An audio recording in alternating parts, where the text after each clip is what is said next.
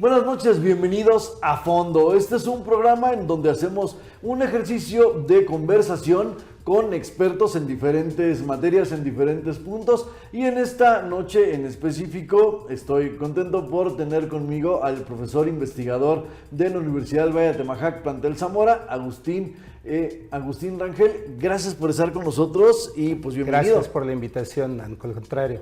Un Gracias. placer acompañarles. Gracias, pues hablaremos sobre la evolución que se ha tenido en temas de aprendizaje, porque cuando seguramente usted estudiaba, cuando yo estaba estudiando, pues no había acceso a las tecnologías, ¿no? Ahora la tecnología y todos estos avances que hay en la informática, hablando meramente de información, no solamente de computadoras, pues ha venido a sustituir en muchos aspectos a los libros en físico, a las enciclopedias, pues ya no se diga, ¿no? Entonces, sí hay un cambio muy significativo en la manera en cómo tenemos acceso al conocimiento, pero también en la forma en la que estamos aprendiendo, desde la base hasta situaciones muy puntuales en cualquier tipo de tema, ¿no? Así es correcto.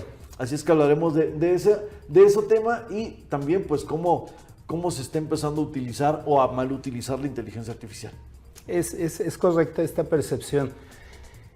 Sin duda, la tecnología es un elemento de la cultura humana. Desde que el hombre era Homo sapiens y empieza a construir sus herramientas, empieza a generar cultura y le empieza a traer, que es lo que nos diferencia de los animales irracionales. En los últimos años, esta tecnología ha impactado directamente en campos que antes no lo hacía de manera tan directa, y uno de estos campos es la educación. De tal forma que después de muchos años, siglos en los cuales el conocimiento era preservado en documentos escritos, libros, textos, fotos, y en los cuales se buscaba que los alumnos fueran y los consultaran. Después de esto se da un boom de la informática, donde se puede ir congregando muchísima información en espacios mucho más pequeños y mucho más accesibles. Habría que referirnos un poco a la historia de México. En México, después de la Revolución, sufríamos un gran problema de analfabetismo. No había instituciones educativas y entonces en los gobiernos posteriores a la Revolución, cuando se crea la SEP, se piensa en dar una educación rápida que accediera a la mayoría de la población, y ahí surge la SEP, surge la Comisión Nacional de Libros de Texto, que va a crear estos libros y que va a poner un mínimo básico. Por eso es educación básica, ¿sí? No es lo poquito que deben de saber, sino es lo que todos deberían de saber. Pero esto tiene obviamente sus limitantes, porque los maestros nos preciábamos de decir, los llevamos a todos parejito, pero una característica del ser humano es que no todos somos iguales, que poseemos características distintas. Y entonces, a partir de la revolución digital 2.0, luego la 3.0 y la 4.0 que estamos viviendo, se han generado diferentes herramientas que están incidiendo en la educación y que obviamente en los países desarrollados tienen un mucho mayor alcance de lo que tenemos hoy. Por hacer un breve recorrido de estos, bueno, de las enciclopedias, claro. Pasamos después a una enciclopedia digital, después pasamos al internet. Estos se guardaban primero en los discos aquellos de 3,5, después las memorias USB, y ya hoy todo está en línea. Y viene el debate, ¿qué tan benéfico para el desarrollo integral del estudiante es el empleo de estas herramientas o no? Y aquí es donde tendríamos que discutir y que ampliar. Vale, maestro, permítame interrumpirlo un poquito. Sí. Como dijo Jack el Destripador, vámonos por partes. De acuerdo. ¿No? Hablando de toda esta situación evolutiva, hay un brinco casi, como dijeran algunos, cuántico, ¿no? De hace unos 30 años más o menos a la fecha. Así cuando antes de esos 30 años, es decir, estamos hablando de principios de los 90 más o menos, hasta 1990, todo el siglo anterior, no había tenido presencia ningún tipo de evolución tecnológica para poder acercar el conocimiento a la ciudadanía, independientemente de la edad, Claro. del sector poblacional en que se encontrara, ¿no? Este cambio evolutivo sí fue un parteaguas, sí fue un antes y después de las computadoras para poder acceder a los conocimientos básicos o a los conocimientos necesarios que, como bien comenta, todo mundo necesitamos saber, conocer, que son como al final la base, como bien lo comentaba también, de todo el demás conocimiento ya más especializado. En este cambio evolutivo de papel a lo digital, pues sí hay algunas cosas que resultaron benéficas, pero también hay muchas otras cosas que terminaron perdiéndose, ¿no? Como todo en la vida, no es un corte tan tajante. Hay puntos intermedios en cuanto a la inclusión de la tecnología. Del libro pasamos a la proyección de las filminas, sí, en aquellos carruseles donde se iba dando vueltas e iban apareciendo las imágenes, a veces los textos que el maestro presentaba, pero sigue la esencia, el maestro que deposita conocimiento, claro, en el estudiante. Luego fueron los proyectores de cuerpos opacos, luego fueron los proyectores de acetatos, pero el paradigma era el mismo, el maestro que ocupaba el centro del proceso educativo y los alumnos que eran receptores. Paulo Freire en la pedagogía del oprimido lo señala, el que sabe y los que no saben. Por lo tanto, el que deposita el conocimiento en los que no lo poseen. Y esto generaba una relación de dependencia que después en la pedagogía del oprimido él propone que hay que romper esta dependencia. Y entonces llegamos ya ahora sí a la era digital, la computadora y lo que veníamos platicando. ¿Qué se ha perdido y qué se ha ganado? Son diferentes habilidades. Todas ellas son importantes. ¿Qué se ha ganado? Yo soy de los defensores de que esta tecnología no debe de desaparecer, sino que se tiene que educar en su empleo. Claro. ¿Qué se ha ganado? Si yo tengo un libro de texto, como pasa en el 98-99% de las escuelas de educación básica, donde la SEP proporciona un libro de texto, entonces el conocimiento se limita a ese libro. Yo le pido a mis estudiantes, investiguen el tema sobre el ciclo del agua. Y todos investigan lo mismo, todos descubren lo mismo. Por lo tanto, a nivel de pensamiento crítico, a nivel de pensamiento creativo, pues no hay diversidad, no hay enriquecimiento. Hay meramente una transmisión. Sigo siendo yo el centro y los alumnos son los depositarios. ¿Qué genera la posibilidad de tener diferentes fuentes? Genera el hecho de tener diferentes posturas, el hecho de tener diferentes perspectivas, el hecho de tener documentos más recientes. Para poner un ejemplo, el debate sobre si Plutón era un planeta o era un planetoide o claro, era otra cosa, ¿no? Y dependiendo lo que iba avanzando la ciencia, se le iba conociendo y se le iba catalogando de manera distinta. Las láminas, que era otra de estas herramientas que se utilizan mucho en las escuelas por la economía. El abuelo del PowerPoint, ¿no? Exacto. En ellas, pues lo catalogan como planeta y es estático. Si la geografía, los países de África, que están cambiando constantemente sus delimitaciones políticas y sus nombres, sus formas de gobierno. Si yo busco información en una enciclopedia de 1990, aparecen países que hoy ya no existen y no aparecen otros que hoy existen. El empleo de información a través de herramientas digitales nos permite una mayor actualidad y entonces eso facilita las habilidades de pensamiento. El libro de texto es como una muleta, es un muy buen apoyo sobre el cual los alumnos y el maestro pueden trabajar, porque van a ir sobre paso seguro. Pero cuando uno entra al bagaje de información que encuentra en las redes, hay que discernir sobre las fuentes, claro, si son válidas o si no son válidas.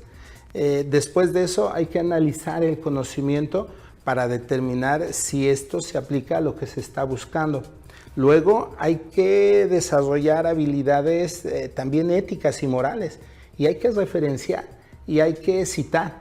cosa que durante 90, 100 años pasaba de alto en las instituciones de nivel básico, se hablaba de ello a nivel medio superior, se exigía a nivel superior, pero era un rotundo fracaso porque no venía el hábito, claro, porque estábamos acostumbrados a copiar, perdón, sí. y hay ejemplos muy dramáticos, muy tristes en nuestro país, donde presidentes, donde jefes de la Suprema Corte de Justicia... De la Suprema Corte no vamos a estar hablando, ¿verdad? Exacto. Porque eso no pasa aquí. No, Lenia no ha hecho eso nunca. Nunca. No.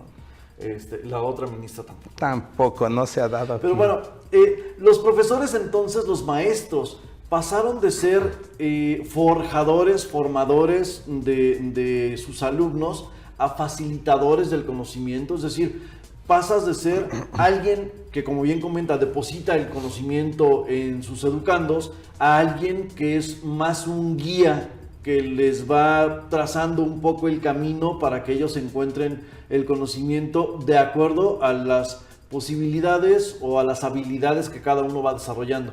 Son ahí donde se nacen las diferencias, ¿no?, entre los resultados de un estudiante y los resultados de otro estudiante. Sin que esto signifique que alguno de los dos esté mal, simplemente se encuentra información que puede llegar a ser complementaria entonces, ¿no? Así es, opuesta, pero el hecho de que sea opuesta no quiere decir que sea descartable. Se tiene que considerar, sin duda, el docente cambia su rol, pero caemos en el deber ser.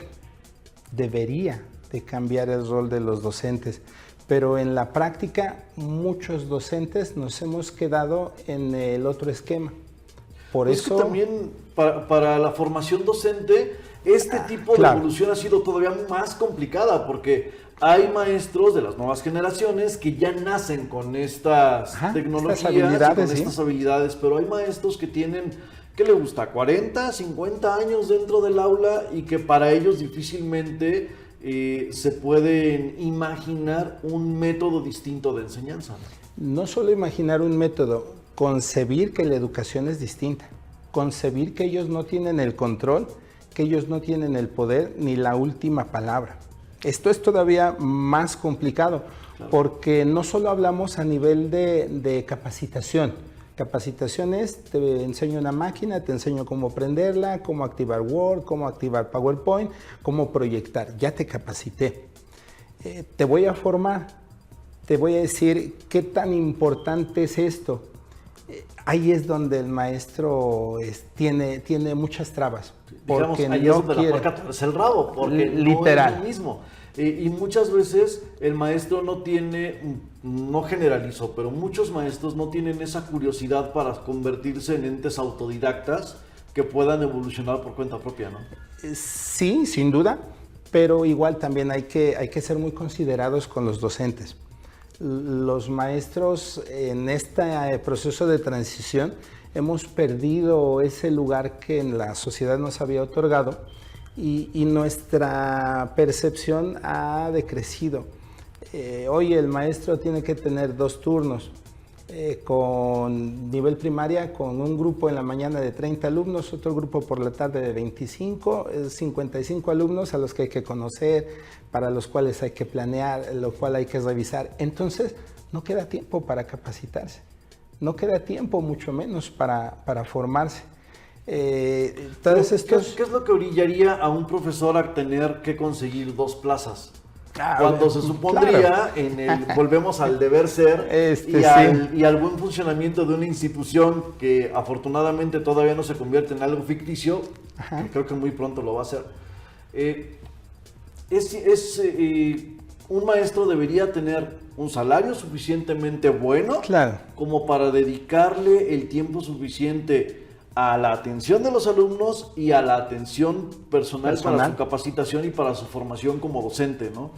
Desarrollando las habilidades que él necesita tener para poder transmitir el conocimiento o para poder guiar a los estudiantes dentro del aula. Situación que difícilmente va a ocurrir en un sistema educativo tan precario y tan primitivo como el que tenemos en México.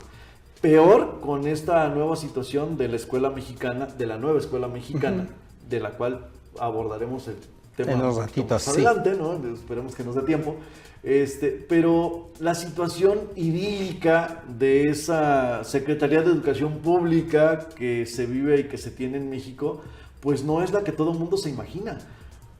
¿A qué están orillados ustedes como docentes para tener que conseguir 2 o a veces hasta 3 plazas? Claro. Y además, por fuera, ofrecer cursos de regularización y ofrecer otro tipo de...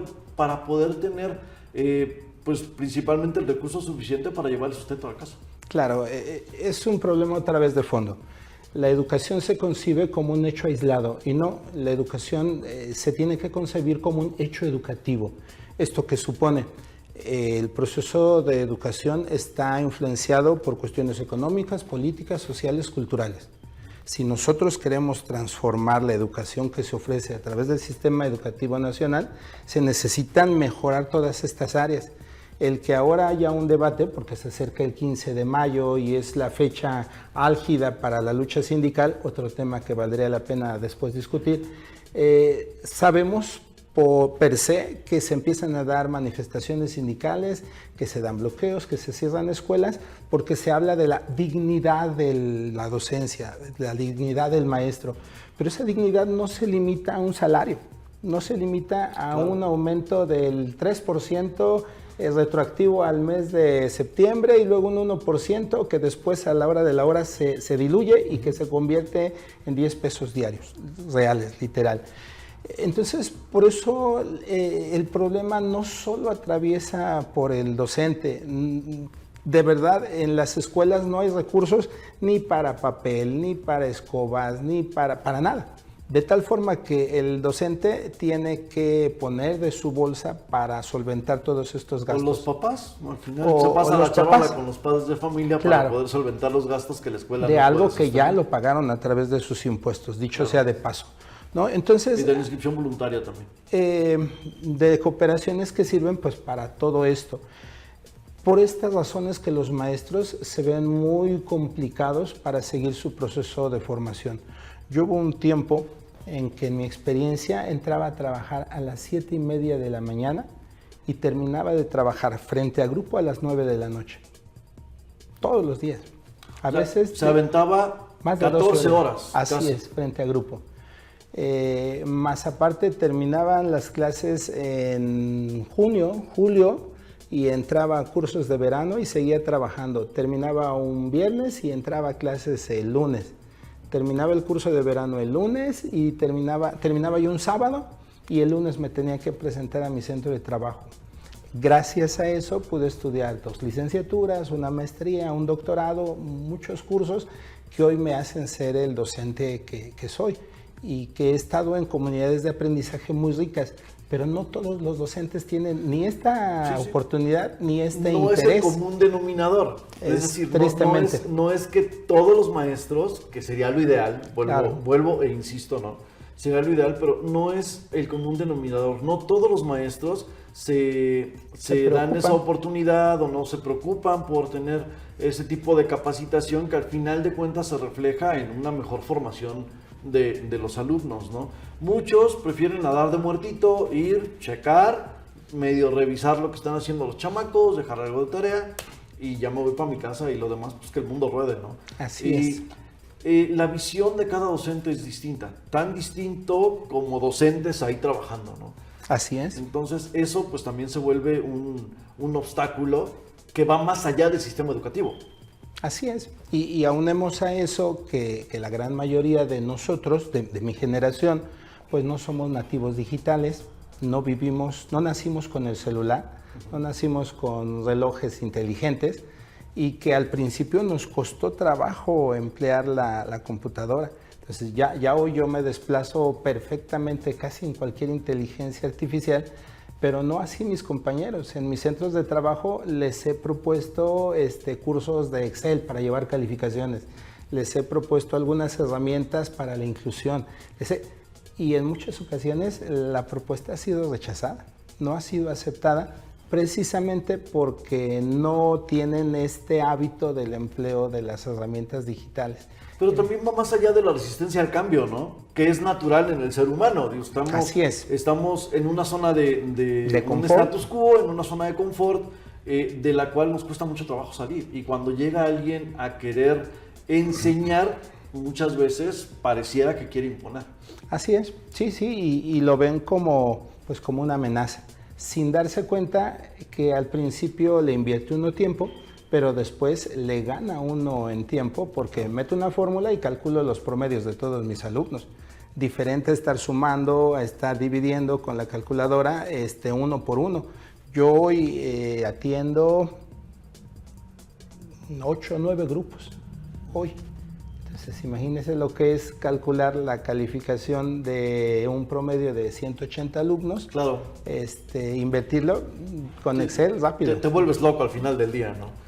Así es. Y a pesar de que no lo parezca, el poder generar una fórmula en Excel y programar una hoja de Excel para que haga todos estos cálculos, pues es empezar a utilizar inteligencia artificial. En los principios, la misma calculadora es una inteligencia artificial donde pones un dígito que la calculadora tiene que, a través de un algoritmo, convertir para dar un resultado, ¿no?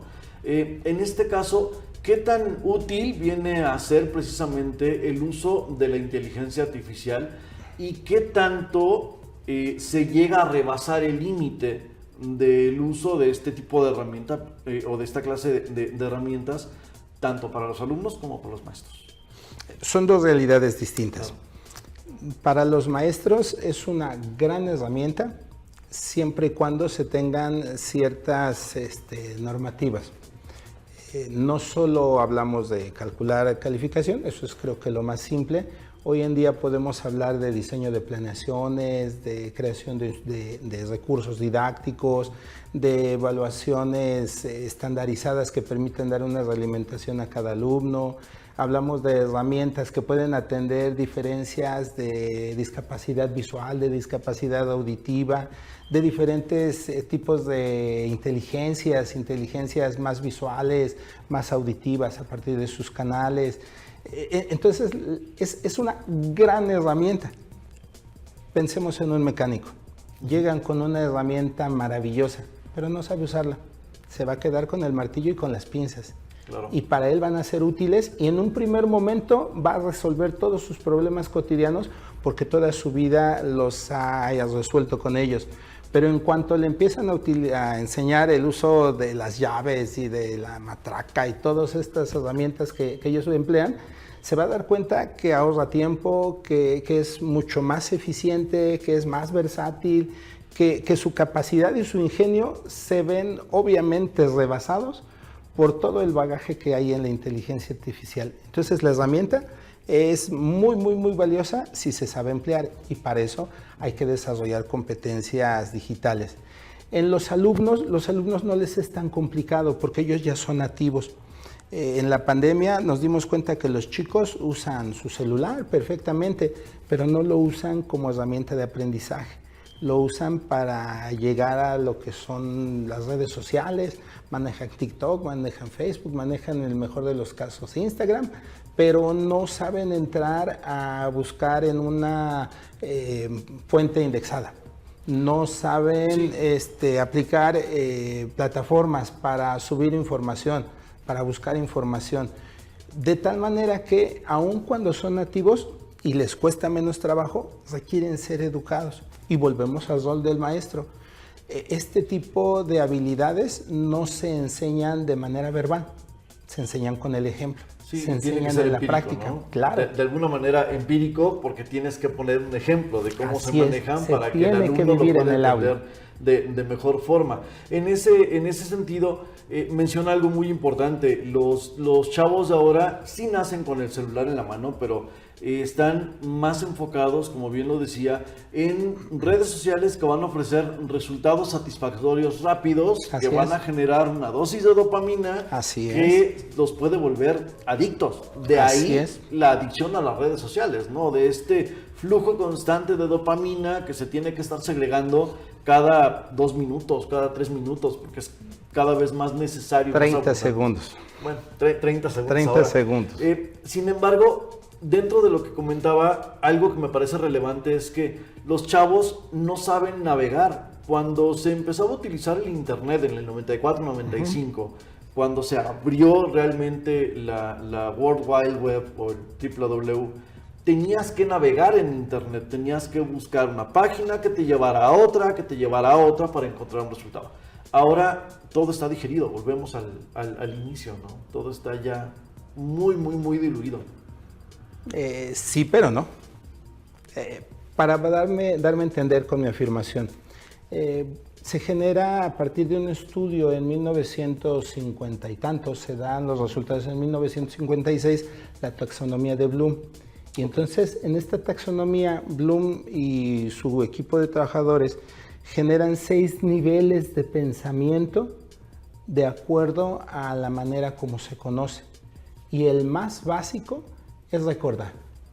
De tal manera que cuando nosotros utilizamos cualquier herramienta, sea un libro, hoy en día sea la inteligencia artificial, sea la web, todo depende del tipo de estrategia que yo le esté pidiendo. Es decir, yo le puedo decir, memoriza la definición de un diptongo. Y él perfectamente lo puede memorizar. Y luego le digo, identifica entre estas palabras cuál tiene diptongo y no la vas a ver identificar porque es un nivel de pensamiento distinto. ¿De acuerdo? Entonces, el problema nuevamente no es la herramienta, es cómo se utiliza. Y en este sentido tenemos un nuevo choque para los docentes que no se nos formó para generar este tipo de conocimiento. Hemos escuchado la nueva escuela mexicana que da preferencia a los métodos de aprendizaje en los cuales el alumno es el protagonista. Él es el centro, son métodos de enseñanza activa, diferentes a los métodos de enseñanza pasiva. Claro. Y en estos el alumno construye, crea. Hemos visto cualquier cantidad de películas americanas donde en un cierto tiempo presentan sus proyectos, la feria escolar. Y los chicos en Estados Unidos, en la realidad, cuando vienen y se incorporan al sistema educativo mexicano y les hacen un examen de ubicación, poseen menos conocimientos. Es decir, un chico de 10 años que tendría que llegar a quinto de primaria, trae conocimientos como si fuera un alumno de cuarto o tercero, pero trae más habilidades. Claro. Entonces, aquí esa es la importancia, el número de habilidades que desarrollemos a partir del empleo de las herramientas digitales. Ahí está la clave de esto. Pues tómelo muy en cuenta, maestro. La televisión tiene tiempos muy limitados y desafortunadamente a nosotros se nos está terminando. De verdad, se nos quedan, bueno, yo tengo muchas preguntas todavía en el tintero. Este tema nos puede dar para platicar 2-3 horas y créame que a mí me entusiasma mucho el tema. Estoy seguro que a la gente que nos ve también. ¿Dónde lo podemos encontrar? ¿Dónde lo podemos seguir? ¿Dónde la gente que tenga alguna duda lo pueda contactar? Sí, con mucho gusto. Mi correo personal es ag de Agustín, RAN 68-2 @hotmail.com. Todavía soy de los de Hotmail. Todavía Hotmail. Okay. Mi correo institucional es agustin.rangel@univa.mx. Directamente ahí. Mi Orgseed, que es donde subimos todas nuestras producciones, la verdad no me acuerdo el número porque es un número complicadísimo, pero en una siguiente ocasión se los hago llegar. Me encuentran en Univa, normalmente de 11:30 hacia las 3 de la tarde, ahí es donde estamos prestando nuestros servicios. Y con gusto podemos, a todos los jóvenes estudiantes que se están formando, Zamora es un semillero de docentes gracias a la Normal Juana de Albaje. Yo soy egresado de ella, estuve ahí estudiando 8 años, de tal manera que hay muchos jóvenes inquietos que están buscando y que están explorando nuevas formas y hay muchos docentes que la misma sociedad y el mismo contexto los está interpelando y les está dando a entender que si no se actualizan, pronto van a ser rebasados. Sí, se decía, no se actualiza, tiende a quedar rezagado. Se decía si la inteligencia artificial iba a superar al maestro, no, ya hay pruebas en diferentes países que no pudo, pero está comprobadísimo que aquel maestro que no se actualice y que no se capacite para emplear la inteligencia artificial a favor de su trabajo y a favor de los estudiantes, ese sí se va a quedar sin empleo. Bueno, maestro, muchísimas gracias por estar aquí. Ojalá que no sea esta la primera y última vez que lo tengamos. Hay mucho de qué hablar. Y usted siga con nosotros, por favor, a través de Mega Noticias. Tenemos mucho más que informar para usted. Esto es A Fondo. Muy buenas noches. Buenas noches, muchas gracias.